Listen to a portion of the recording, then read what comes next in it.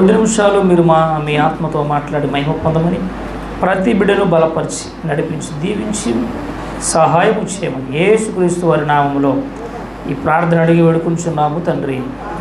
ఆమె. అందరికి వందనాలండి. దయచేసి కూర్చుందాం. ప్రభువు పేరటి వందనాలు శుభములు తెలియజేస్తున్నాను.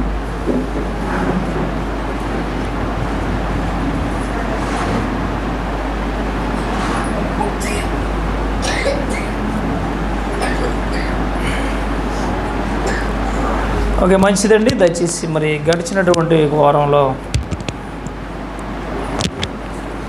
మనుషులు కల్పించిన పద్ధతులు దేవునికి ఇష్టమైనవా అనేటువంటి సందేశాన్ని మనం విన్నాం. మనుషులు కల్పించిన పద్ధతులు దేవునికి ఇష్టమైనవా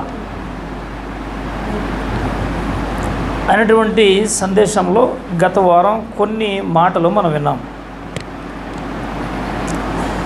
దేవుడు చెబుతున్నటువంటి మాటలు, నేను పరిశుద్ధుడను గనక మీరును పరిశుద్ధులై ఉండుడి అనేటువంటి సందర్భాన్ని గత వారం మనం విన్నాం. నేను పరిశుద్ధుడను మీరును పరిశుద్ధులై ఉండుడి. ఈరోజు ఈ పరిశుద్ధతకు తగినటువంటి జీవితాన్ని లేదా బ్రతుకులను మనము కలిగి ఉండాలని దేవుడు కోరుకుంటున్నాడు. మనుషులు కల్పించిన పద్ధతులు దేవునికి ఇష్టమైనవా అని అంటే, మనుషులు కల్పించే మనుషులు వాళ్ళంతటా వాళ్ళే కల్పించుకునే పద్ధతులు కొన్ని ఉంటాయి. కొన్ని సిద్ధాంతాలు, కొన్ని మానవ సంబంధమైనటువంటి ఆలోచనలు, భూ సంబంధమైనటువంటి ఆలోచనలతో కొన్ని పరిస్థితులను కల్పించుకుంటారు. దేవునికి అయిష్టమైనటువంటివి, దేవుడు ఇష్టపడినటువంటివి కల్పించుకుని దేవునితో పని లేకుండా, దేవుడు చెప్పకుండా చేసేటువంటి వాటినే మానవ పద్ధతులు. దేవుడు ఇష్టపడ్డా లేదా, ఇది దేవుడు చెయ్యమన్నాడా లేదా అనేటువంటి ఆలోచన ఈరోజు క్రైస్తవులకు ఉండడం తక్కువ, చాలా తక్కువ ఉంటుంది. ఇది నేను చెయ్యాలా వద్దా, ఇది వాక్యానుసారమా కాదా, చేయొచ్చా చేయకూడదా, వెళ్ళాలా వద్దా, ఇలాంటి ఆలోచనలు ఈరోజు చాలా కొద్దిమందికే ఉంటాయి. క్రైస్తవులుగా, దేవుని పిల్లలుగా అది లైట్ ఏమన్నా, లైట్ కనపడుతుందా ఫోకస్? దేవుని పిల్లలుగా మనకు ఉండవలసినటువంటి ఆలోచన ఏంటంటే, దేవుడు చెయ్యమన్న పనులను మనం చేసే ప్రయత్నాలు చేయాలి. దేవుడు చెయ్యమన్నది, దేవుడు వద్దన్నవి వాటి జోలికి మనం వెళ్ళకూడదు. సపోజ్ నిన్నటి రోజు రాత్రికాల సమయంలో దేవుని వర్లరా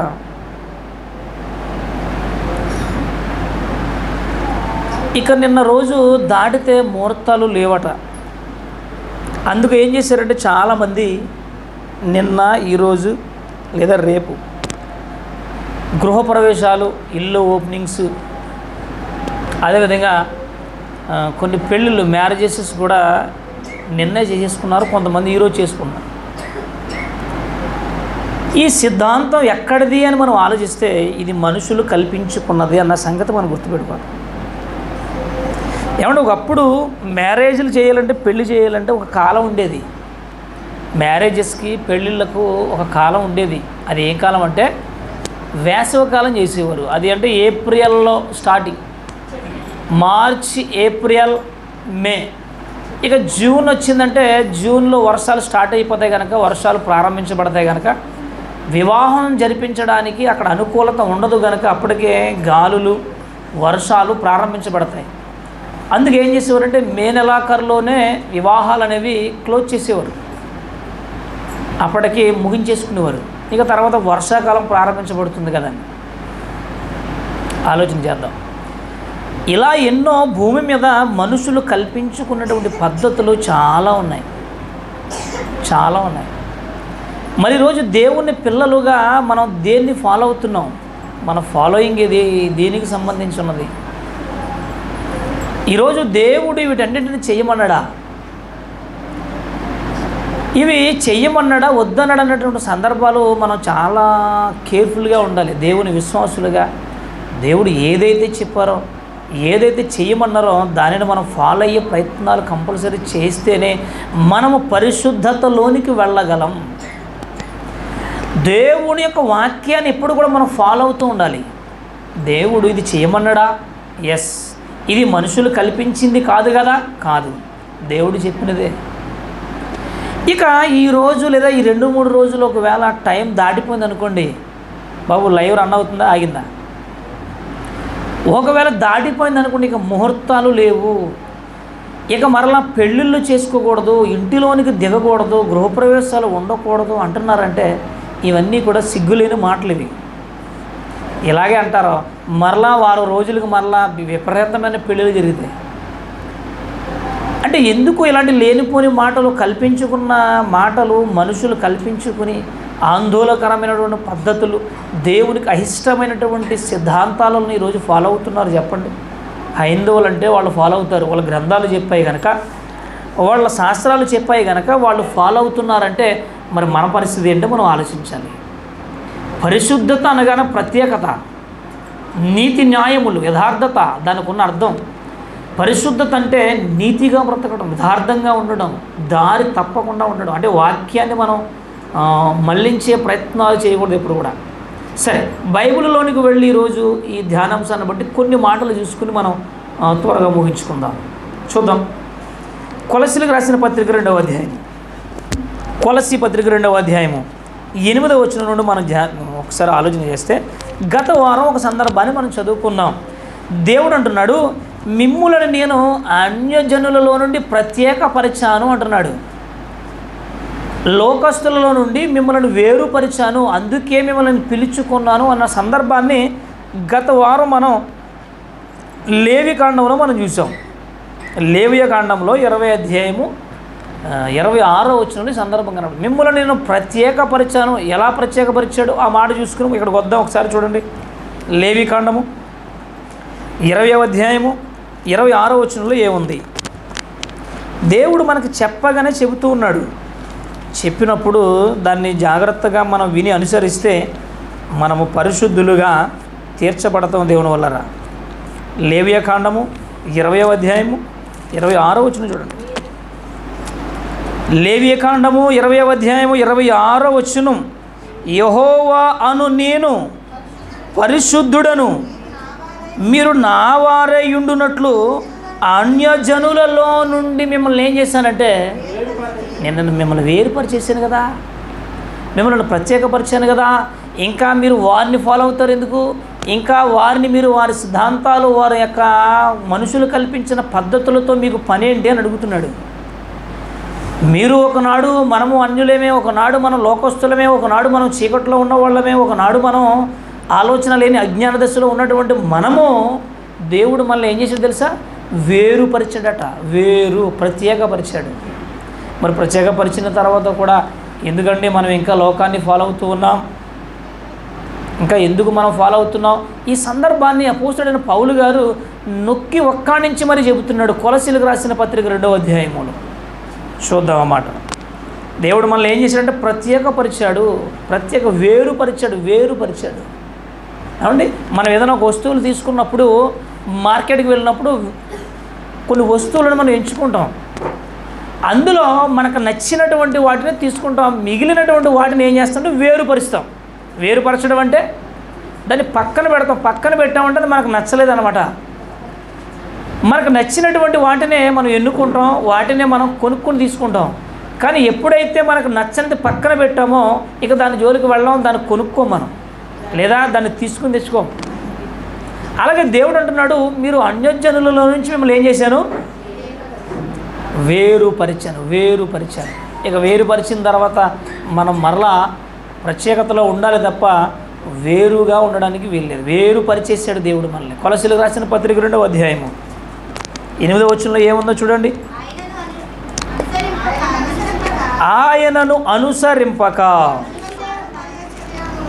మనుషుల పారంపర్యాచారములను అనగా లోక సంబంధమైన మూలపాఠములను అనుసరించి మీరు ఏం చేస్తున్నారు తెలుసా? వ్యర్థమైన వాటిని అంటున్నారు చూడండి అక్కడ. ఏంటంటారు 2వ అధ్యాయం 8వ వచనంలో, ఆయనను అనుసరింపక ఎవరిని అనుసరించట్లేదు ఈరోజు చెప్పండి? దేవుని అనుసరించట్లేదు, దేవుడు చెప్పినట్టు చేయట్లేదు, వాక్యాన్ని ఫాలో అవ్వట్లేదు. బైబిల్ ఏం చెప్పిందో మనకు అనవసరం, వాక్యం ఏం చెప్పినా మనకు పని లేదు.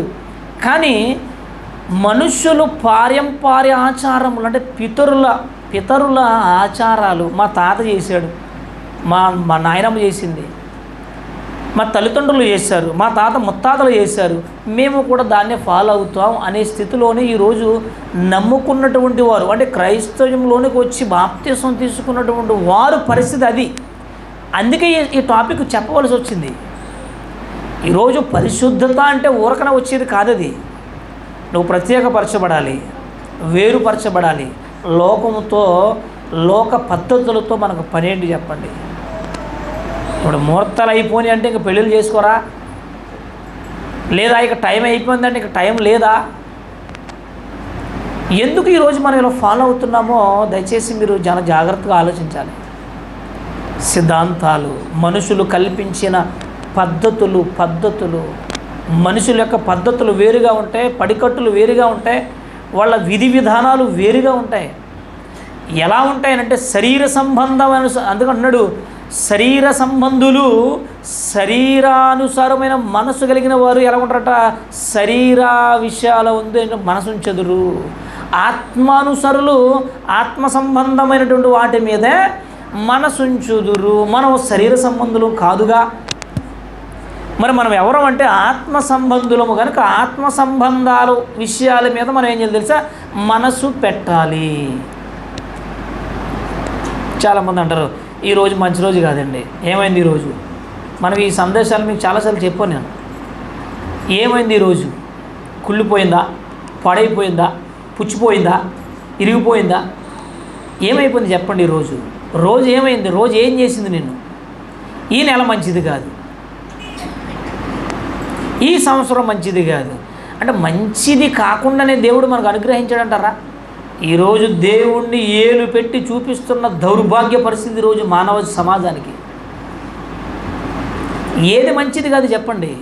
దేవుడు చేసిన రోజులు, దేవుడిచ్చిన గడియలు, దేవుడిచ్చినటువంటి ఆశీర్వాదం మంచిది కాదంటున్నావే. మనకి ఏం అర్థమైంది చెప్పండి? ఈ మానవ జాతికి చివరికి దేవుడిని అంగీకరించిన, రక్షణ పొందిన, పరిశుద్ధతలోనికి వెళుతున్నటువంటి వారి పరిస్థితి కూడా ఇదే దౌర్భాగ్య పరిస్థితి. ఈరోజు వెళ్ళకూడదండి, పలానా చోటకు వెళ్ళకూడదండి. ఏమైంది మీకు? ఎందుకు వెళ్ళకూడదు? దేనికి వెళ్ళకూడదు? ఏమైంది చెప్పండి? ఉందా కనీసం ఇంగిత జ్ఞానం ఉందా? దైవభీతి ఉందా? దైవ ఆలోచనలు ఉన్నారా? ఆయన్ని ఫాలో అవుతున్నామా మనము? ఆయన చెప్పినట్టు చేస్తున్నామా? ఎవరు చెప్పినట్టు చేస్తున్నామో చెప్పండి. మీరు ఎవరిని ఫాలో అవుతున్నారు? మీరు లోకాన్నా, మనుషులనా? అయితే నువ్వు పరిశుద్ధుడవు, పరిశుద్ధురాలువు కాదు. రాసేసుకోవచ్చు మనం ఇంటి దగ్గర. ఈరోజు నేను దేవుడిని నేను ఫాలో అవ్వట్లేదంటే, వాక్యాన్ని నేను అంగీకరించట్లేదంటే, మనుషులు చెప్పినట్లుగా నేను జీవిస్తానంటే నేను క్రైస్తవురాలునే కాదు. రాసేసుకోవచ్చు మనం. ఏమంటే ఇలాంటి చిన్న వాటిలో పెద్ద ఇదే ఉందిలేండి. రాఖీలు కట్టడం, చిన్న పండుగలు వస్తాయి, పిల్లలేదో సరదా పడతా ఉంటారు.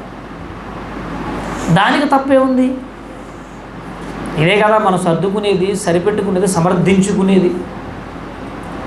ఒకవేళ మనం సమర్థించుకోవచ్చు, మనం సర్దుకోవచ్చు, కానీ వాక్యం ఊరుకోదండి. బైబిల్ ఒప్పుకోదు. ఎందుకనంటే అది పరిశుద్ధతకు విరుద్ధం అన్నమాట. పరిశుద్ధకు విరోధమైన కార్యాలు. ఆలోచిద్దాం. నిన్న మొన్న కృష్ణాష్టమి జరిగింది, వాళ్ళు పండుగ చేసుకున్నారు. వాళ్ళతో మనకు పనేటి? నేను బండి మీద వస్తుంటే నా మీద పోసేసారు నీళ్ళు. ఇంకేం తెలీదు. ఏం జరుగుతుందో చూద్దాం. చూడండి అక్కడ ఏం జరుగుతుంది. బైబిల్లో రాయబడిన మాటలు చూద్దాం. దేవుడు ఏమని రాయించాడు ఈ మాటలు? ఆయనను అనుసరింపగా మనుష్యులు పారంపర్య ఆచారములను అనగా ఈ లోక సంబంధమైన మూలపాఠములు అనుసరించి మోసకరమైన నిరార్థక తత్వజ్ఞానము. ఏ జ్ఞానం అంటే పిచ్చి జ్ఞానం. ఇది పనికి మాలిన జ్ఞానం, పనికి రాని జ్ఞానం, దేవునికి అయిష్టమైనది, ఇష్టం లేని జ్ఞానం ఈరోజు మనుషులుగా లేదా విశ్వాసులుగా ఈరోజు అనుసరించట్లేదా చెప్పండి? ఇది ఏ జ్ఞానం అయ్యానంటే, ఏ జ్ఞానం అంటే ఇది నిరార్థకమైనది, తత్వజ్ఞానం, పనికి రానిది, ఉపయోగం లేదండి. ఈరోజు మనుషులు కల్పించుకున్న పద్ధతుల్ని మనం అనుసరిస్తే మనకు వచ్చే లాభం ఏంటి? మనకు దేవునికి దూరం అయిపోయే పరిస్థితులు తప్ప దేవునికి దగ్గర రావు. ఇది మనం చాలా జ్ఞాపకం చేసుకోవాలి. బైబిల్లో చాలా అద్భుతమైనటువంటి లోతైన సందేశాలు రాయబడ్డాయి. దీన్ని మనం జాగ్రత్తగా మనసు పెట్టి ఆలోచిస్తే ఆ 4 ముక్కలు కాస్త మన హృదయంలోనికి వెళతాయి. వెళితే సరిపోయిందా? దానిని ఫాలో అవ్వాలి, దానిని మనం అనుసరించాలి. దేవుడు కోరుకునే కోరిక అదేగా. నెక్స్ట్, నిరార్థక తత్వజ్ఞానము చేత మిమ్మును చెరపట్టుకొని పోవువాడెవడైనా ఉండునేమో అని జాగ్రత్తగా మీరేం చేయాలి? ఉండాలి, జాగ్రత్తగా ఉండాలి. ఎందుకు జాగ్రత్తగా ఉండాలంటే మనల్ని చెరపట్టుకుపోతారట. మీరే కానీ మేము వెళ్ళట్లేదమ్మా గుడికి, నేను రక్షణ పొందలేదా, నేను బాప్తిజం తీసుకోలేదా, నేను రొట్టె రసం తీసుకోవట్లేదా, నేను చేయట్లేదు ఏంటి? వీళ్ళు ఎవరంటే చెరపట్టుకుపోయేవాళ్ళట. నేను ప్రభువుని నమ్ముకున్నాను కదా, రక్షణ పొందాను కదా, నేను చేస్తే లేదు కానీ నువ్వు వచ్చేసింది, నువ్వు పెద్ద పరిశుద్ధురాలువి, నువ్వు పెద్ద పరిశుద్ధుడివి, చెయ్యి, ఏముందిలే, మీ మాస్టర్ గారు చూసి వచ్చాడా, దేవుడు చూసి వచ్చాడా? పరిశుద్ధత కోల్పోతాం. మనం అనుకుంటాం ఏముందిలేండి, చిన్నయే కదా. విషము లీటర్ తాగట్లేదు, ఒక చుక్క డ్రాప్, ఒక చుక్క తాగితే సరిపోద్ది, ఆరోగ్యంగా ఉంటాం. విషము ఒక చుక్క తాగితే ఒక చుక్క వేస్తే సరిపోద్ది. 100 మందికి అంటే 1000 మందికి, ఎంతమందికైనా సరిపెడుతుంది. ఆహారంలో ఒక డ్రాప్, 2 పోలియో డ్రాపులో వేస్తే సరిపోద్ది. అది ఎంతమంది, 1000 మంది తిన్నారా, 100 మంది తిన్నారా, 500 మంది లేపేస్తుంది అంతే, ఏముండదు, ఒక డ్రాపే. ఏదో రాఖీ పండుగలండి, పిల్లలు సరదా పడితే 1000 రూపాయలు ఇచ్చి కట్టుకోండిరా పీక్కి తాడుకన్నాను అంతే. నేనే పంపించాను. చెప్పడానికి కూడా సిగ్గుండదు. దేవుని పిల్లలుగా మనకి ఇది అర్హత లేదు, దీనితో మనకు పని లేదంటున్నాడు దేవుడు, దానితో మనకు పని లేదంటున్నాడు. నిజంగా ఈ మాటలు పెట్టున్నప్పుడు ఏంటి దేవుడు ఇలా రాయించాడు ఏంటి అనుకుంటుందా, అనిపిస్తూ ఉంటుంది మనకు. ఏముందులండి, చిన్ని పండుగలేగా, దీంతో పెద్ద సమస్య ఏముందంటే అక్కడే స్టార్ట్ అవుద్ది సమస్య. చదవండి. యాలయనగా 20వ వచనం వెళ్ళిపోండి. అంటే ఈ 9వ వచనం ఒకసారి చదవండి. యాలయనగా దేవత్వము యొక్క సర్వ పరిపూర్ణత శరీరముగా క్రీస్తునందు నివసించుచున్నది. అంటే మన శరీరంలో లేదా సంపూర్ణత, మన జీవితంలో, మన బ్రతుకులో ఈ సంపూర్ణత లేదా? క్రీస్తు శరీరములో ఉందంట సంపూర్ణత. మనము సంపూర్ణులుగా ఉండాలని ఆయన కోరుకుంటున్నాడు. అది పరిశుద్ధత లోనికి వెళ్ళాలంటే, మహిమలోనికి వెళ్ళాలంటే, అమరత్వములోనికి, ప్రభువు చెంతకు మనం దగ్గరగా వెళ్ళాలంటే పరిశుద్ధత చాలా అవసరం. మన బ్రతికిన జీవితకాలంలో ప్రత్యేకత, వేరుపరిచేటువంటి విధానం క్రైస్తవులకి చాలా ఉందండి. ఇవేమి మనం పట్టించుకోం, అవి ఏముందిలేండి అనుకుంటాం. నెక్స్ట్ 20వ వచనంకి వచ్చేద్దాం. 10వ వచనం కూడా ఏమన్నాడు? మరియు ఆయన యందు మీరును సంపూర్ణులై ఉన్నారు, ఆయన సమస్త ప్రధానులకును అధికారులకును శిరస్సై ఉన్నాడు. మీరును క్రీస్తు సున్నతి యందు శరీరేచ్ఛలతో కూడిన స్వభావమును మీరు వదిలేవాలి. విస్తరించి కాదు, విసర్జించి ఏం చేయమన్నాడు? ఆయన యందు చేతులతో చేయబడిన సున్నతి పొందితిరి, మీరు బాప్తిస్మం ముందు ఆయనతో కూడా పాతి పెట్టబడిన వారై. ఇక సున్నతి కార్యక్రమాన్ని ఆప్ చేసేయమన్నాడు. ఇది ఆనాడు పూర్వము ధర్మశాస్త్ర కాలంలో దేవుడు ఇచ్చినటువంటి ఒక ఆజ్ఞ. ఇది సున్నతి అనే కార్యక్రమం పూర్వం ఉంది. ఎప్పుడైతే యేసుక్రీస్తు వారి లోకానికి వచ్చారో, ఎప్పుడైతే యేసుక్రీస్తు వారు శిలువ శ్రమ అనుభవించారో, ఇక సున్నతి అనే పదానికి అర్థాన్ని మార్చి కార్యక్రమాన్ని మార్చారు. అదే బాప్తిస్మం అనే సున్నతి కార్యక్రమాన్ని దాన్ని కాస్త ప్రభు ఏం చేశాడంటే మార్చడం జరిగింది. ఆయన బలైపోయాడు కనుక ఇదిగో మీరు ఒకడు నీటి మూలముగాను ఒకడు ఆత్మ మూలముగాను జన్మిస్తేనే కానీ దేవుని రాజ్యములో ప్రవేశింపాడని మీతో నేనేం చేస్తున్నాను ఖచ్చితంగా చెబుతున్నాను అంటున్నాను, నిశ్చయముగా. మరి ఇప్పుడు ఏం చేయాలంటే బాప్తిసం అనే కార్యక్రమంలోనికి మనం వచ్చేసాం. మరి వచ్చిన తర్వాత ఏం చేయబడ్డాం? బాప్తిసం తీసుకుంటే సరిపోయిందా? మరి ఏం జరిగిందంటే పాతి పెట్టబడ్డాం. ఎవరితో? క్రీస్తుతో, ప్రభువుతో పాతి పెట్టబడ్డాం. పాతి పెట్టబడడం అంటే ఈ లోకంలో ఉన్నటువంటి పనులు లేదా మనుషులు కల్పించిన పద్ధతులను మనం పాతి పెట్టబడ్డాం. ఇక మన వాటితో మనకు పనేటి? ఇప్పుడు ఒక వస్తువు మనం వాడుకుని పెంట మీద పడేసాం, మళ్ళీ పెంట మీదకి వెళ్ళి తెచ్చుకుంటామా? మరి తెచ్చుకుంటే బాగుంటుందిగా. వాడుకుని పడేసాం పెంట మీద, మళ్ళీ అయ్యో ఇది అనవసరంగా పడేసామే అని చెప్పి ఆ పాడైపోయింది చిరిగిపోయిన వస్తువు మరలా పెంట మీదకి వెళ్ళి ఎవరో తెచ్చుకుని ఇంట్లో పెట్టుకోరు. ఈరోజు క్రైస్తవులకి చెబుతున్న సందర్భం కూడా అదే. 20 వచనంలో చూడండి, మీరు క్రీస్తుతో కూడా లోకము యొక్క మూల పాఠముల విషయమై మీరు చచ్చిపోయారు. మనం పాతి పెట్టబడ్డాం, చంపబడ్డాం. ఇంకెందుకు మళ్ళీ?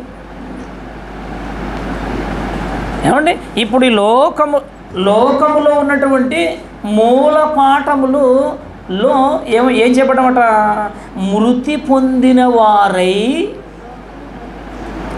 వారైతే లోకముతో బ్రతుకుచుండగా మనుషులు ఆజ్ఞలను పద్ధతులను అనుసరించి, మీరేం చేస్తున్నారు అంటే ఇదిగో పద్ధతులను అనుసరించి ఏమంటున్నాడు? చేత పట్టుకునవద్దు, రుచి చూడవద్దు, ముట్టవద్దు అను విధులకు మీరెందుకు లోబడిపోతున్నారు అంటున్నాడు. మీరెందుకు లోబడిపోతున్నారు? మీరు ఆల్రెడీ మనం అందరం కూడా చచ్చిపోయాం. ఎలాగా? బాప్తిసం ఎప్పుడైతే తీసుకున్నామో మనం క్రీస్తుతో పాతి పెట్టబడ్డామంట. అంటే లోకపు పనులను, మనుషులు కల్పించిన పద్ధతులను, సిద్ధాంతాలలో మనం చచ్చిపోయాం. చనిపోయి పరిశుద్ధపరచబడినటువంటి మనకి ఇక మరలా వాటితో పని ఏంటి అన్నాడు. మీరు ఎందుకు లోబడుతున్నారు? ఒక్కొక్క చోట రోడ్డు మీద వెళుతున్నప్పుడు, అందరు ఇక్కడే ఉన్నారా? రోడ్డు మీద వెళుతున్నప్పుడు ఏం చేస్తారో? పసుపు, కుంకుమ, 4 నిమ్మకాయలు, కొంచెం అన్నం, ఇంకేముంది, ఇవన్నీ తీసుకొచ్చి ఎక్కడ పెడతారంటే ఊరు చివర పెడతారు. రోడ్డు మీద ఎందుకు పెట్టలేలో? మరి మనం భయపడాలి కదా. కొంతమందిని ఏ పెంట మీద ఎక్కడ పడేవచ్చు కదా, పడేరు. అసలు వీళ్ళు చేయడమే తప్పండి. మళ్ళీ తీసుకొచ్చి ఏం చేస్తారో రోడ్డు మధ్యలో పెడతారు. దాన్ని చూడగానే మనం ఏం చేస్తాం? ఒక్కసారే జడుచుకుంటాం. ఎందుకంటే మనం ఇంకా అక్కడ ఉన్నాం కాబట్టి. ఒకేసారి జడుచుకుని అయ్యి బాబోయ్ ఇంకేముందో తొక్కేసాను. నేను ఏం తొక్కేసా? నిమ్మకాయ నిమ్మకాయ ఎప్పుడు తొక్కలేదా? మన ఇంటి దగ్గర పిసికేస్తాం, తొక్కడం పక్కనట్టుండే. ఇంట్లో పలావులో పిసుక్కుని మరి తినేస్తాం కదండి. తొక్కితే ఏమైందని అడుగుతున్నది, అంటున్నారా? అక్కడ అది చూడగానే ఇదిగో అయ్యి బాబు తొక్కేసాను, ఇంకేముందో పసుపు కుంకుమ తొక్కేసాను, ఇంక నా మీదే పడిపోద్ది అంటే మనలో ఏం లేదు, మార్పు లేదు. మనము మృతి కాలేదు. మృతి పొంది మనం ఏం చేస్తామంటే మళ్ళీ మృతి పొందుతూనే ఉన్నాం. ముట్టకూడదు, చేత పట్టుకొనవద్దు. దీని అర్థాలు చాలా ఉన్నాయి. ఆల్రెడీ ఈ టాపిక్ నేను చెప్పేశాను. సరే, ముట్టకూడదని విధులకు మీరు ఏం చేస్తున్నారు? లోబడ నేల. చూసారా? నెక్స్ట్, అవన్నీ వాడుకునుట చేత నశించిపోవును. ఏమండి? నశించిపోవును. ఇప్పుడు మీకు దీనికి ఒక్కొక్కటి కూడా ఈ 3 పదాలు ఉన్నాయి. ఇక్కడ 3 పదాలకి చాలా లోతైన అర్థాలు ఉంటాయి. ఒకటేమో పట్టుకొనవద్దు అనే దాని మీద చాలా లోతుగా ఉంటుంది. రెండవది రుచి చూడవద్దు అనే దాని మీద చాలా లోతుగా ఉంటుంది. మూడవది ముట్టవద్దు అను విధులు. ఇది ఎవరి విధులు? ఇవి దేవుడు చెప్పలేదు. ఇది మా పైన రాయబడింది కదా, చూడండి. ఆ మాట ఎక్కడ ఉంది? అది 22లో ఉంది. 22లో మనుష్యుల ఆజ్ఞలను పద్ధతులను అనుసరించి అంటున్నాడు. మీరు ఎందుకు మరలా లోబడుతున్నారు, మీరు ఎందుకు వాడి జోలికి వెళ్తున్నారు? ఈ విషయాలు నేను ఎందుకు ధ్యానం చేశానంటే, ఈరోజు మనం దేవునికి దూరం అయిపోతున్నాం, ఈరోజు మనం పరిశుద్ధత కోల్పోతున్నాం. మనం ఎంతకాలం దేవునిలో ఉన్నటువంటి ఆ భారము, ఆ బాధ్యత, విశ్వాసము, ఆ పట్టుదల, నిరీక్షణకు ఏమైపోతుందో తెలుసండి, దూరం అయిపోతున్నాం అనే సందర్భంలో ఈ టాపిక్ ఎంచుకోవాల్సి వచ్చింది. అంటే ఇప్పటి వరకు మనం ఎలా ఉన్నాం, అందుకని నెక్స్ట్ అన్న అవన్నీ ఏమైపోతున్నాయి, వాడుకున్నట చేత పాడైపోతాయి. నిమ్మకాయలు ఉన్నాయి, నిమ్మకాయలు పిండుకుంటాం, తింటాం, పడేస్తాం, కుళ్ళిపోతాయి, లేదంటే వాడుకోతే పాడైపోతాయి. దాన్ని చూసి మనం ఎందుకు భయపడాలి? అసలు దాంతో మనకు పనేటి? ఏమండి, ఇంకా చాలా విషయాలు ఉన్నది ఆ సందర్భంలో. నెక్స్ట్, అవన్నీ వాడుకున్నట చేత ఏమైపోతుందంట, నశించిపోవును. అట్టివి స్వేచ్ఛారాధన విషయములోను, వినయ విషయములోను, దేహ శిక్ష విషయములోను ఈ జ్ఞాన రూపకమైనవని ఎంచబడుచున్నవే కానీ శరీర ఇచ్చ నిగ్రహము విషయములో ఏమాత్రము ఎన్నిక చేయదగినవి కావు. ఇది మన ఆత్మీయ జీవితానికి, మన ఆత్మ సంబంధమైనటువంటి భక్తి జీవితానికి ఉపయోగకరమైనవి కాదు. ఇవి శరీర సంబంధమైనవి, శరీరానికి అవసరమైనవి, మన అవసరాలు తీర్చుకోవడానికి, మన ఆహారానికి ఉండవలసిన పదార్థాలు అవి. అవన్నీ కూడా మనం తినేవే కదండి, అవన్నీ దేవుడిచ్చినాయే.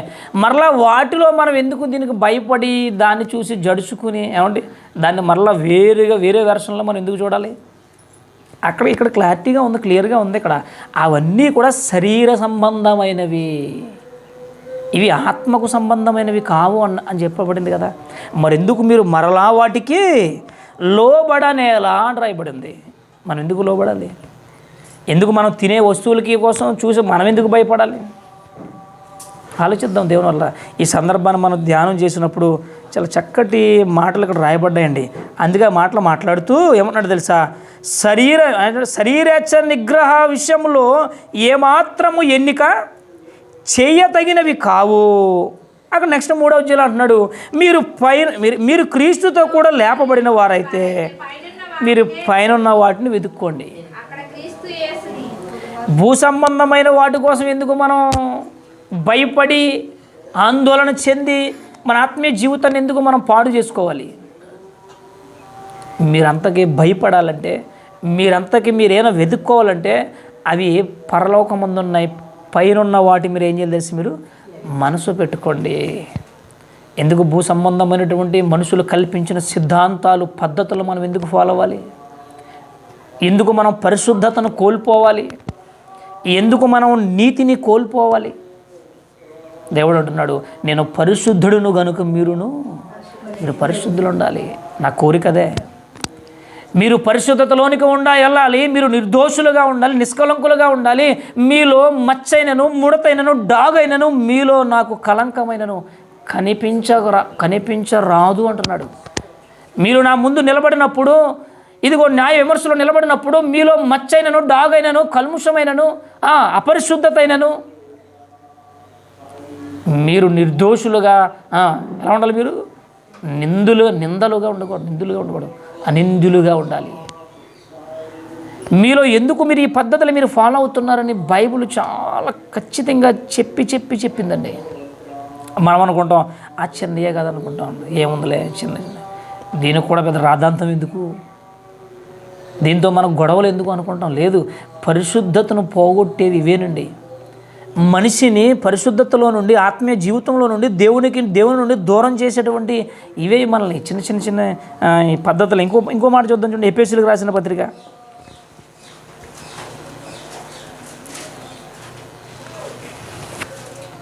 ఈ 3వ అధ్యాయంలో కూడా ఇక్కడ అదే మాట రాయబడ్డది. ఏమని అంటే, మీరు క్రీస్తుతో కూడా లేపబడిన వారైతే పైన వాటినే వెతుకుడి, అక్కడ క్రీస్తు దేవుని కుడిపార్శ్వమందున కూర్చుని ఉన్నాడు. పైన వాటి మీదనే కానీ భూ సంబంధమైన వాటి మీద మీరు మనసు పెట్టుకోకూడదు. ఎందుకంటే మనం చచ్చిపోయాం. మీకు అర్థమైందా? ఈయన సంతకాన్ని చచ్చిపోయిన అంటే ఎంతమంది చంపేశారు అనుకుంటున్నారేమో. మీకు అర్థమైందా? మనం ఎప్పుడైతే బాప్తీసం తీసుకున్నామో అది పాతి పెట్టబడడానికి సూచనగా ఉంది, మరణానికి సూచనగా ఉంది. అందుకంటున్నాడు ఇక్కడ మనం ఇప్పుడు చదువుకునే ఈ సందర్భాలన్నీ కూడా అలాగే ఉన్నాయి. ఎలా ఉన్నాయి? మృతి పొందితీం అంటున్నాడు. మృతి పొందితీం ఎఫెసీ పత్రిక 4వ అధ్యాయము 17వ వచనం. ఎఫెసీ పత్రిక 4వ అధ్యాయం 17. కాబట్టి అన్యజనులు నడుచుకున్నట్లు. ఏమ్మా అందరు ఇక్కడే ఉన్నారా? వింటున్నారా? కరెంటు పోయింది. కరెంటు పోతే మనం వినం, జాగ్రత్తగా వినండి. టైం అయిపోయింది, ముగించుకుందాం తొందరగా. ఇక మీదట అంటున్నాడు, ఇక మీదట అన్యజనులు నడుచుకున్నట్లు. మళ్ళీ మొదటి నుంచి చదవండి. కాబట్టి అన్యజనులు నడుచుకున్నట్లు మీరు ఇక మీదట నడుచుకునవలదని ప్రభువునందు సాక్ష్యం ఇచ్చుచున్నాను. ఎందుకు మనం అలా నడుచుకోకూడదు? పర్వాలేదు. ఎందుకు మనం అలా నడుచుకోకూడదు అని అంటే దేవుని వల్ల వినండి. ఏం పర్వాలేదు. ఏమండి, ఒక బాంబుకి ఏమైపోయాం మనం? అదిగో ఇంకోటి పేలుతుంది, జాగ్రత్త.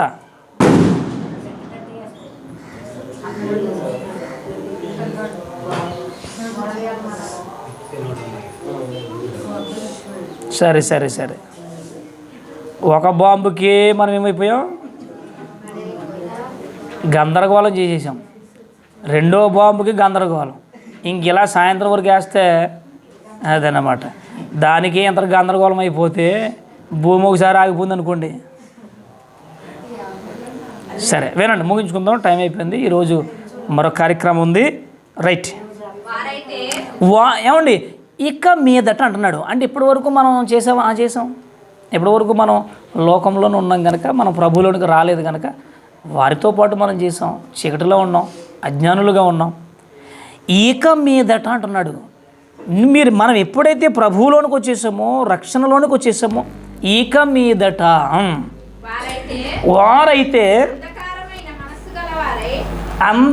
అన్యజనులు నడుచుకున్నట్లు మీరు నడుచుకోవద్దు అంటున్నాడు. ఇక వాళ్ళ కొరకు మరలా ఇక్కడ క్లారిటీ ఇస్తున్నాడు. ఏంటంటే ఇదిగో దాని యొక్క వారి యొక్క అర్థాలు చెబుతున్నాడు. వాళ్ళు ఎలా ఉంటారో చెబుతున్నాడు. వారైతే ఎలా ఉన్నారట? అంధకార మనస్సు కలిగిన, అంధకార మనస్సు కలిగి ఉండి హృదయం ఎలా ఉందో తెలుసా? కఠినం చేయబడ్డది. ఏమండి, వారి హృదయ ఆలోచనలు వేరుగా ఉంటాయి. అన్యజనుల యొక్క పద్ధతులు, వారి యొక్క ఆలోచనలు, వారి విధి విధానాలు అన్నీ కూడా ఎలా ఉంటాయంటే వేరుగా ఉంటాయి. అంటే భూ సంబంధమైనవి, శరీర సంబంధమైనవి, వారి విధానాలన్నీ కూడా అలాగే ఉంటుంది. దీనికి కాస్త లోతుగా చెబుతూ ఏమని చెబుతున్నారు చూడండి. అక్కడ అపోస్తలుడైన పౌలు గారు ద్వారా దేవుడు తెలియజేసిన మాట. వారి హృదయము కాఠిన్యము వలన తమలోనున్న అజ్ఞానము వేరుపరచబడిన వారై వీళ్ళు ఏం చేశారంటే దేవుని నుండి వేరుపరచబడ్డారట. లోకంలోనికి వచ్చేసారు వీళ్ళు. తమ మనస్సులో ఉన్న, మనసులో ఏముంటుందంట అంటే వ్యర్థత ఉంటుంది. వ్యర్థత అంటే ఉపయోగం లేనిది, వ్యర్థత అన్నాడు. ఈ వ్యర్థత కోసం మనం కాస్త లోతుకు వెళ్ళి మనం ఆలోచన చేస్తే ఏం జరుగుతుందంట? వ్యర్థత అని అంటే, మొన్నే కృష్ణాష్టమి జరిగిందా? ఏం కొట్టారు? ఉట్లు కొట్టారు. ఉట్లు కొట్టకపోయి తలకాయలు కొట్టుకుంటారు. ఒక్కోసారి ఏమైందంటే జంప్ అయిందంటే ఎవడో కూడా తలకాయ మీద కొడతారు. యారంటే ఉట్టు కొట్టాను, నీ తలకాయ పగిలిందంట. ఎందుకు కొట్టావంటే అంతే, ఎంజాయ్. నువ్వు ఎందుకు కొట్టావంటే దానికి అర్థం ఉండదు. పండుగ, స్వేచ్ఛ, ఎంజాయ్. వ్యర్థత. ఇప్పుడు నెక్స్ట్ మరొక పండుగ వస్తుంది. వాళ్ళు విమర్శించట్లేదు కానీ మనము నేర్చుకోవాలని దేవుడు చెబుతున్న మాటలు ఇవి. వాళ్ళను మనం విమర్శించట్లేదు కానీ, వాళ్ళను మనం కించపరచట్లేదు కానీ, లోకములో జరుగుతున్నటువంటి ఎవరంటే అన్యజనుల యొక్క మనస్సులో ఎలాంటి విధానాలు ఉంటాయి, ఎలాంటి ఆలోచన ఉంటుందో చెబుతున్నాడు. మనకు నేర్పిస్తున్నాడు. వాళ్ళకున్న ఆలోచనలు, వాళ్ళకున్న పద్ధతులు, వాళ్ళకున్న సిద్ధాంతాలు ఏంటో మనకు చెబుతున్నప్పుడు మనం వినాలి. మనకు వినకపోతే మనకు తెలియదు, వాళ్ళని ఫాలో అవుతూ ఉంటాం, మనకు తెలియదుగా. ఇప్పుడు నెక్స్ట్ మరొక పండుగ వస్తుంది, బొమ్మల పండుగ. నిజంగా అది ఒక్కొక్క బొమ్మ వచ్చండి, ఒక్కొక్క విగ్రహం వచ్చి 1,50,000, 30,000. నిజంగా ఇప్పుడు 5,000కి 10,000కి బొమ్మలు లేవు. 2 లక్షలు, 3 లక్షలు ఏంటవి బొమ్మలు. పోనీ దీన్ని తీసుకెళ్ళి ఏమైనా ఇంట్లో పెట్టుకుంటారా, ఆరాధించుకుంటారంటే ఉండదు. 6 రోజులో, 7 రోజులో, 9 రోజులో, 12 రోజులో, ఏమంటే కనీసం మనకు నెల రోజులు కూడా ఉంచరు. ₹1,00,000 పెట్టి కొన్నాం కదా, ఒక నెల రోజులైనా ఉంచుదామంటే ఉంచరు. ఏమైందనంటే తీసుకెళ్ళి మరలా వాటిని నిజంగా అది కలుపుతున్నప్పుడు అండి చాలామంది చచ్చిపోతారు, చాలామంది చనిపోతారు, ఆ బొమ్మ కింద ఇరుక్కుపోతారు. వీళ్ళ ఆనందంగా చూసుకుంటారు, తాగేసి బొమ్మను తోసేస్తూ ఉంటారు. ఒకడైతే మొత్తం మీద మెల్ల మీద ఎక్కేస్తున్నాడు, చెయ్యి ఎక్కాడు, చేతి మీద కూర్చోవడం, లేదంటే లడ్డు తింటాడు ఒకడేం భుజం మీద ఎక్కుతున్నాడు. ఇంక తెలియదండి వీళ్ళకి. అదేట్రా బాబు, ఇప్పటిదాకా ₹1,00,000 పెట్టి కొనుక్కున్నావు, 50,000 పెట్టి కొనుక్కున్నావు, మరి దేవుడిని అలాగ ఆరాధన చేసేసి ఒకేసారి అలా కులబొడి చేస్తున్నాడు అనుకోండి, ఇంకా తెలియదు అలా.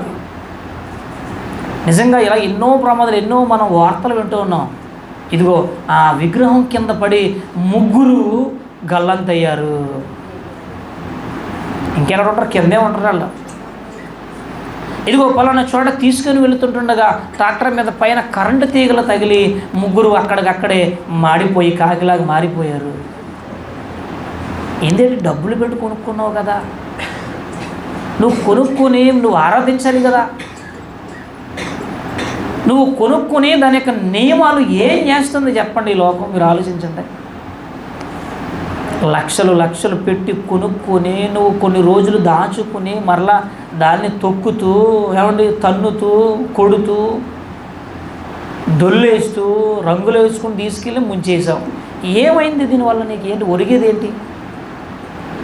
వ్యర్థమైన మనస్సు అంటున్నాడు. నెక్స్ట్,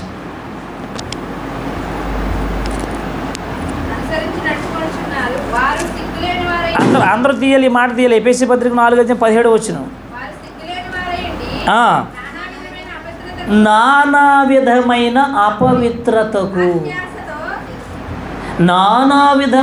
అపవిత్రతను అత్యాశతో ఏం చేస్తున్నారట? అత్యాశతో జరిగించుచు తమ్ము తామే వాళ్ళు ఏం చేసుకుంటున్నారో చూసారా? నిజంగా తీసుకెళ్ళేటప్పుడు అండి మనం చూస్తున్నాం కనుక మన అందరూ తెలుసు కనుక ఒకసారి గుర్తు చేస్తున్నాను మీకు. నిజంగా తీసుకెళ్ళేటప్పుడు ఆ డీజే పెడతారో, లైటింగ్ పెడతారో, మళ్ళీ కూడా వీళ్ళ డ్యాన్స్ వేసింది కాకుండా మళ్ళీ ఏం చేస్తారు, కొంతమందిని స్త్రీలను పెడతా ఉంటారు అక్కడ. ఇంకా చూసుకోండి, అక్కడ స్త్రీలను పెట్టి ఇంక వీళ్ళు డ్యాన్సులు చూడాలి. ఇంకా వాళ్ళ ఒకరి మీద ఒకరు పడిపోవడం, దొల్లేయడం, బురదేయడం, ప్యాండీలు వేయడం. ఇది మనకు చూస్తే ఎలా ఉంటుంది తెలుసా? బబ్బలే పండుగ చేసుకుంటున్నారు ఇలా, నేను కూడా కలిస్తే మా పాస్టర్ గారు ఏమో వెళ్ళొద్దు అంటాడు, మా దేవుడేమో అసలు ఒప్పుకోవడం. కానీ వాళ్ళు బలి చేసుకుంటున్నారు, వాళ్ళతో పాటు నేను కూడా పేడ వేసుకుంటూ బాగుంటుంది. ఏది పరిశుద్ధత? దేవుడు అంటున్నాడు, వాళ్ళ వ్యర్థమైనటువంటి వాటి జోలికి మీరు వెళ్ళొద్దు అంటున్నాడు. నెక్స్ట్, అయితే మనము యేసును గూర్చి విని ఆయన యందు సత్యం ఉన్నదని ఉన్నట్టుగానే ఆయన యందు ఉపదేశింపబడిన వారై ఉండిన యెడల మీరు ఇలాగు క్రీస్తును నేర్చుకున్నవారు కారు. ఇక మనం దేవుడి దగ్గరికి వచ్చాం, దేవుని వాక్యం వింటున్నాం, ఏమి నేర్చుకున్నాం, ఏం వింటున్నాం? ఎక్కడ మారింది మన జీవితాలు, మన కుటుంబాలు? ఎక్కడ మన ఆలోచనలు, మన సిద్ధాంతాలు మారుతున్నాయి? మీరు క్రీస్తును నేర్చుకున్నవారు కారు అంటున్నాడు. మనం దేవునిలోనికి వచ్చాక, క్రీస్తులోనికి వచ్చాక చాలా వింటున్నాం కదా, విన్నది నేర్చుకోవాలని దేవుడు కోరుకుంటున్నాడు. మరొక మాట చూసుకుందామా? ఏమన్నా అది అయిపోయిందమ్మా? నెక్స్ట్, అదనమాట, ఇంకా అవ్వలేదు. కాబట్టి మునుపటి ప్రవర్తన విషయంలో అయితే మనం ఏం చేసాం తెలుసా? మోసపోయాం, దురాశ వలన మనం చెడిపోయాం. ఒకప్పుడు మనం ప్రాచీన స్వభావంలో, ప్రాచీన క్రియలలో, ప్రాచీన సిద్ధాంతాలతో మనుషులు కల్పించిన ఆ యొక్క పనులలో మనం నిమగ్నమైపోయాం. వదులుకుని మీ చిత్త వృత్తి యందు నూతనపరచబడిన వారై నీతియు యథార్థమును బట్టి దేవుని పోలికగా. ఇప్పుడు మనం ఎక్కడకు రావాలంటే సృజింపబడిన నవీన స్వభావంలోనికి మీరు రావాలి. సత్యము ఉన్నది ఉన్నట్టుగా. ఆ బైబిల్ అలాగే చెప్తుందిలేండి, పాస్టర్ అలాగే చెప్తూ ఉంటాడండి. ఎన్నో ఉంటాయండి, అవన్నీ మనం పాటిస్తామా ఏంటి? మరి మన పరిశుద్ధత రావాలంటే, పరిశుద్ధతలోనికి మనం వెళ్ళాలంటే మీరు దీన్ని అనుసరించాలి అంటున్నాడు. మీరు లోకానికి ప్రత్యేకించబడాలి, వేరుపరచబడాలి, అన్యులు చేసినట్లుగా మీరు చేయడానికి వీలు లేదు అని ఎంత క్లారిటీగా చెప్పేసాడండి దేవుడు. ఎంత చక్కగా రాయబడింది. అయినా మన యొక్క పరిస్థితులు ఎలా ఉంటున్నాయో మీరు ఆలోచించాలి. ఇంకా కంటిన్యూ చేయండి. సత్యము ఉన్నది ఉన్నట్టుగానే ఆయన యందు ఉపదేశింపబడిన వారైన ఎడల మీరు ఇలాగు క్రీస్తును నేర్చుకున్నవారు కావున మునుపటి ప్రవర్తన విషయంలోనైతే ఏం చేసాం? మోసకరమైన దురాశల వలన చెడిపోయి. అంటే ఒకప్పుడు మనం చెడిపోయామా? అవును. ఒకప్పుడు మనుషులు కల్పించిన పద్ధతిలోనే జీవించామా? అవును. ఒకప్పుడు మనం మోసపోయామా? అవును. ఒకప్పుడు మనం లోకంలో జీవించామా? లోకముతో కలిసి బ్రతకామా? అవును. ఇప్పుడు అంటున్నాడు దురాశల వలన చెడిపోయి మీ ప్రాచీన స్వభావమును అన్న దగ్గర అంకె ఉందో చూడండి. అక్కడ 3 అంకె ఉందో చూడండి. ప్రాచీన పురుషుని వదులుకొని మీ చిత్త వృత్తి యందు ఎలా ఉండాలి తెలుసా? నూతనపరచబడిన వారై నీతియు యథార్థతమైన భక్తియు గలవారై దేవుని పోలికగా సృష్టింపబడిన నవీన స్వభావమును. నవీన స్వభావం అంటే నవీన పురుషుడు అంటే ఈ యొక్క శరీరం లేదండి, ఈ యొక్క లోక శరీర సంబంధాన్ని మనం కట్ చేసుకోవాలండి. లోకముతో, అన్యజనులతో వాళ్ళు చేసే పద్ధతులను మనం ఏం చేయాలి తెలుసా? పద్ధతులను కట్ చేయాలి. వాళ్ళు చేసినట్టు మనం చేయకూడదు. లోకంలో మనుషులు చాలా రకాల పద్ధతులు కల్పించుకుంటారు. చాలా సిద్ధాంతాలు ఉంటాయి, చాలా వెర్షన్స్ ఉంటాయి, వేరు ఆలోచనలు ఉంటాయి. ఇవన్నీ కూడా ఆత్మ సంబంధమైనవి కాదు అని చెబుతుంది బైబిల్. మరేంటి? శరీర సంబంధమైనవి, ఈ లోక సంబంధమైనవి. దీనివల్ల మనకి వచ్చే నష్టం ఏంటో తెలుసండి? పరిశుద్ధత కోల్పోతాం, నీతి కోల్పోతాం. అదే రాయబడదు ఇక్కడ. యథార్థత కోల్పోతాం. ఆలోచించు. మన పిల్లలకి చెప్తాం, రే బాబు నువ్వు పలానా చోటకు వెళ్ళకరా అని చెప్పామనుకోండి, వాడు వెళ్ళకపోతే ఓకే, వెళ్ళాడు అనుకోండి, అప్పుడు మీకు ఎలా ఉండదు చెప్పాలి? నీకు చెప్పగానే చెప్పాను, నువ్వు అక్కడికి వెళ్ళొద్దురా అని చెప్పాను. మరి ఏం చేసావు? నువ్వు నా మాట విన్నావా? వెళ్ళావు. కాబట్టి నువ్వు ఇంట్లో రాడగిలేదు, నీకు 2 రోజులు భోజనం లేదు. అబ్బా, కఠినమైన శిక్షలు. నేను వెళ్ళొద్దన్న చోటకు వెళ్ళావు, చెయ్యొద్దన్నది చేసావు, కాబట్టి నువ్వు నా మాటకు విలువనివ్వలేదు, నన్ను గౌరవించలేదు తల్లిదండ్రులుగా, నువ్వు నా ఇంటిలో ఉండడానికి వీల్లేదు. దేవుడు అంటున్నాడు మీకు ఇక మీదట దానికి దూరంగా ఉండాలి, వాటికి దూరంగా ఉండాలి. ఏమండి? నెక్స్ట్ మరొక మాట. మొదటి పేతురు పత్రిక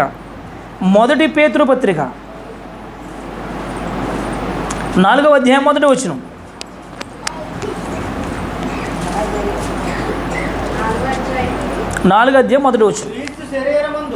క్రీస్తు శరీరమందు శ్రమపడెను గనుక మీరును అట్టి మనసు ఏం చేసుకోవాలంటే ఆయుధముగా ధరించాలి. యేసుక్రీస్తు వారి శరీరం అందు ఏం పడ్డారు చెప్పండి? శ్రమ. మరి ఈరోజు మనకు శ్రమ ఉందా? ఈరోజు మనం కష్టపడుతున్నామా? ఈరోజు మన శరీరం ద్వారా ప్రభు పనిలో ఏమైనా కష్టపడగలుగుతున్నామా? యేసుక్రీస్తు వారు తన శరీరం ముందు శ్రమ పడ్డాడైనా చిత్రహింసలు పడ్డాడు, తన శరీరాన్ని నలగొట్టబడింది. ఈరోజు క్రైస్తవులుగా దేవునిలోకి వచ్చిన తర్వాత మనకేమైనా శ్రమ ఉందా? శరీర విషయంలో మనం శరీరాన్ని బట్టి ఏమైనా శరీరాన్ని బట్టి మనం దేవునిలో ఏమైనా శ్రమ కలుగుతుందా మనకి? ఇప్పుడు ఇంతకు ముందే ఎన్ని నిమిషాలు కరెంట్ పోయింది? 2 నిమిషాలు పోయింది కరెంటు. ఈ 2 నిమిషాల్లో ఎంత గలిబిలి ఏర్పడింది తెలుసా?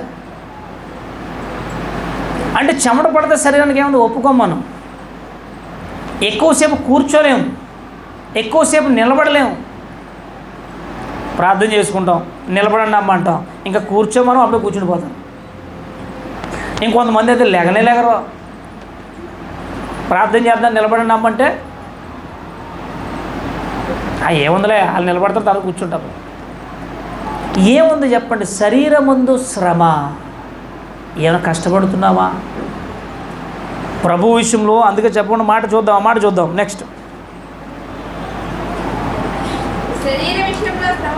శరీర విషయములో శ్రమ పడిన వారు శరీరమందు జీవించు మిగిలిన కాలమును ఇక మీదట మనుజాసలను మనుజాసలు అంటే మనుషులు కల్పించిన పద్ధతులు, మనుషుల ఆశలు, మనుషుల సిద్ధాంతాలు, లోక సంబంధమైనటువంటి ఆలోచనలు ఇక మీదట మీరు నడవద్దు.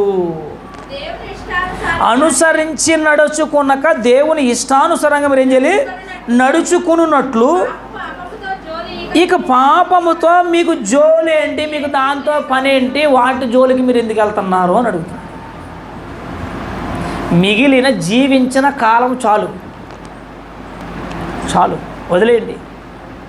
లేదండి నేను ఇంకా ఇలాగే ఫాలో అవుతాను అంటారా? దేవుడు ఊరుకోడు. దేవుని వల్ల దేవుడు ఇష్టపడ్డావు.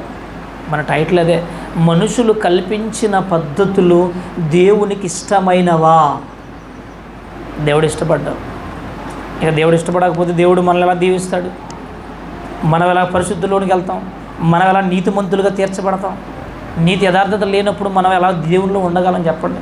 చూసారా, ఒకదానికొకటి లింకప్ అయి ఉన్నాయి దేవుని వల్ల. మనం అనుకున్నది చిన్ని అనుకుంటాం. లేదండి, నీతిని చూపించాలి, మనం నీతిని కనుపరచాలి. ఒక అమ్మాయి హాస్టల్లో ఉంటుంది, చిన్న పాప. మొన్న ఆగస్టు 15కి ఎప్పుడో డ్యాన్స్లు వేసారంట.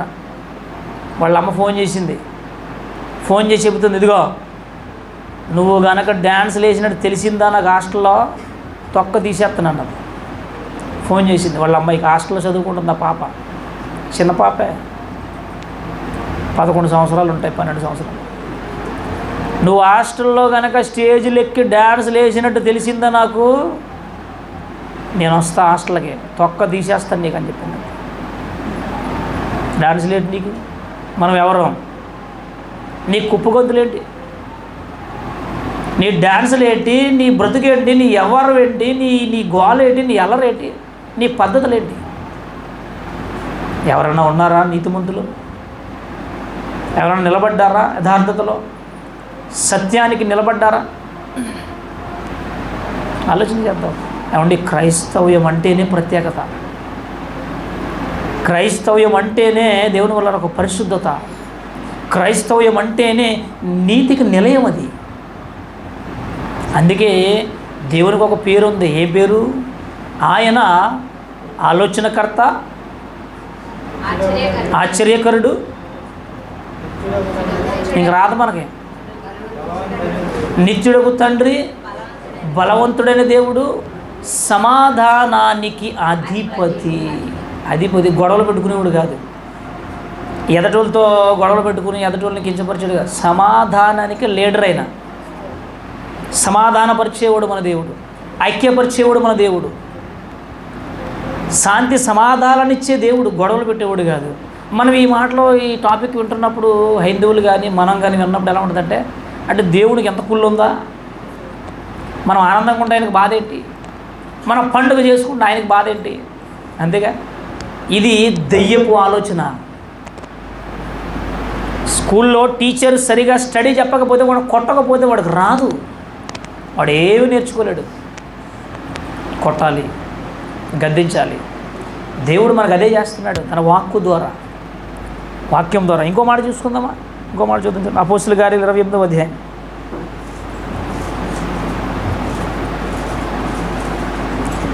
26వ వచనం మనం ఆల్రెడీ చదివినట్టున్నాం. మీరు వినుట మట్టుకు విందురు కానీ 28:26 అదే అపోస్తుల కార్యాలు. మీరు వినుట మట్టుకు విందురు కానీ గ్రహింపరు, చూచుట మట్టుకు చూస్తున్నారు కానీ కాననే కానట్లేదు. ఈ ప్రజల యొద్దకు వెళ్ళి చెప్పుము. ఏమండి, ప్రజల కోసం దేవుడు చాలా ఆవేదన చెందుతున్నాడు. తన దేవుడు తన మనసునిచ్చాడు, పరిశుద్ధ గ్రంథాన్ని 66 పుస్తకాలు. ఎందరినో ప్రవక్తలను పంపించాడు, ఎందరినో సేవకులను పంపించాడు, ఎందరినో భక్తులు పంపించాడు. ఎన్నో విధాలుగా వారు మనకి నేర్పించారు, నేర్పిస్తూనే ఉన్నారు. కానీ మనలో ఏం రావాలి చెప్పండి? మార్పు రావాలి, మన ఆలోచనలో మారాలి. చివరిగా ఒక మాట చూసుకుని ప్రార్థన చేసుకుందాం. కొరింథీయులకు రాసిన 2వ పత్రిక 6వ అధ్యాయం 18వ వచనం. 2వ కొరింథీ పత్రిక 6వ అధ్యాయం 18వ వచనం.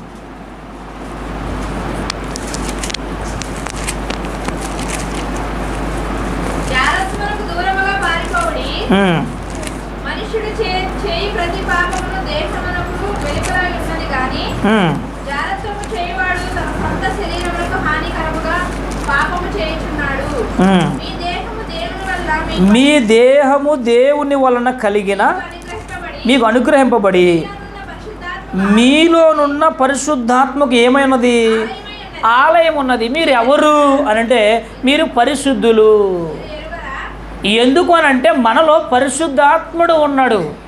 కాబట్టి మీ శరీరాన్ని, మీ ఆలోచనలు, మీ క్రియలను ఎందుకు పాడు చేసుకుంటున్నారు అని అడుగుతున్నాడు. అది మీ దేహము దేవునికి ఏమైనది?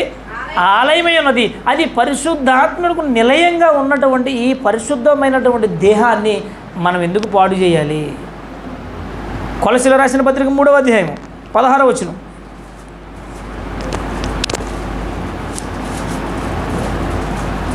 సంగీతములతోనూ కీర్తనలతోనూ ఆత్మ సంబంధమైన పద్యములతోనూ ఒకనికొకడు బోధించుచు బుద్ధి చెప్పుచు కృపా సహితముగా మీ హృదయములలో దేవుని గూర్చిన గానము చేయుచు సమస్త విధములైన జ్ఞానముతో క్రీస్తు వాక్యము మీలో సమృద్ధిగా ఉండాలి.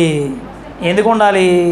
మరియు మాట చేతని కానీ క్రియ చేతనే కానీ మీరు ఏమి చేసినను ప్రభువైన యేసు ద్వారా తండ్రి అయిన దేవునికి కృతజ్ఞతలు చెల్లించుచు సమస్తము మనం ఏం చేసినా మనం ప్రభువుకు మహిమ రావాలి.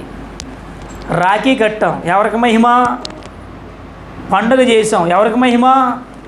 దేవునికి కాదు. దేవుడు చెప్పలే. తాళ్ళు కట్టుకున్నాం, ఎవరికి మహిమ? దయ్యానికి మహిమ, దేవునికి కాదు. దేవుడు పలానా చోటకు వెళ్ళొద్దు అన్నాడు, ఎవరికి మహిమ? వెళ్ళో, అది దయ్యానికి మహిమ, దేవునికి కాదు. మనం ఏది చేసినా మన పని ఎవరికి మహిమ రావాలంటే దేవునికి మహిమ రావాలి. అలాగ దేవునికి మహిమ వచ్చేది ఏదైనా మనం చేయగలిగితే మనం పరిశుద్ధతలోనికి వెళ్ళగలం. అందుకే మీరేమి చేసినది ఎవరి పేరట చేయాలి? ప్రభు పేరట మీరు చేయాలి. ప్రభు పేరట చేస్తే ఏమవుతుందో తెలుసా? మనము నీతి, యథార్థత, నిరీక్షణ, పరిశుద్ధతలోనికి మనం ఏం చేస్తాం? వెళ్తాం. కాబట్టి మనం ఏది చేసినా మనుషుల కోసం చేయకండి. ఏదో మనుషులు సంతోషపడాలి, కుటుంబీకులు ఆనందపడాలి అని మనుషులు కల్పించిన పద్ధతులు చేయకండి. దేవుడు ఏం చెప్పాడు అది చేయాలి.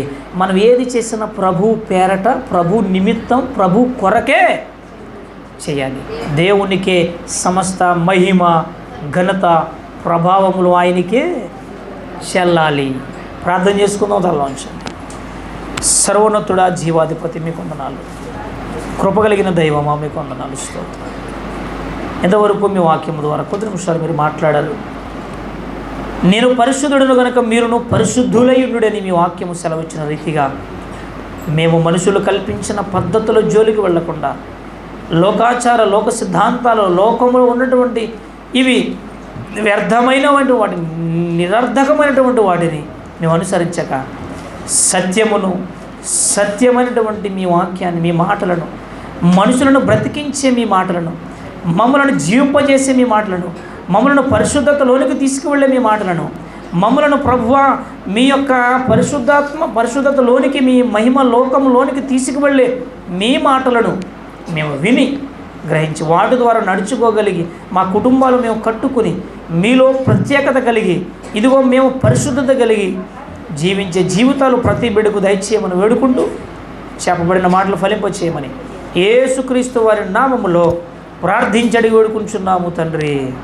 ఆమేన్. అందరికీ